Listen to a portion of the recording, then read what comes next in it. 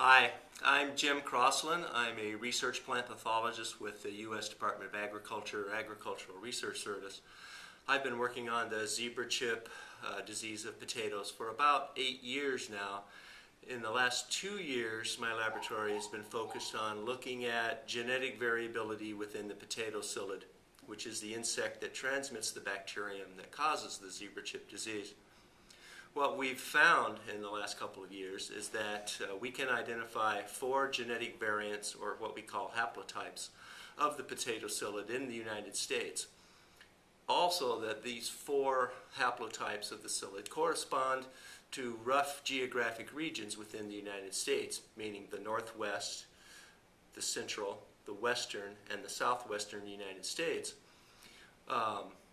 We're continuing to investigate the relationship between these populations of the potato psyllid and the occurrence of zebra chip disease in these different areas to see if some of the haplotypes of the potato psyllid are more associated with severe disease or if they carry less disease. We're also looking at the overwintering of these insects on native plants.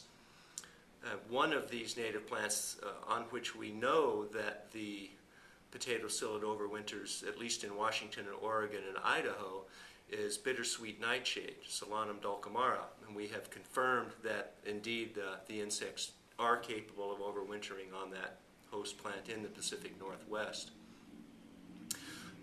We have found that on Solanum dulcamara, the primary haplotype that we find is the northwestern haplotype. Greater than 90% of the insects that we collect off of Solanum dulcamara are indeed the northwestern haplotype. And then we find the western haplotype.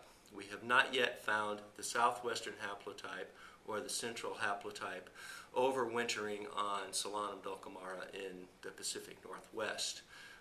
These investigations will continue for at least a couple of years, hopefully, and we may have a better picture then of the true genetic variability and the association of these different genetic types of the psyllids with the zebra chip disease in the U.S.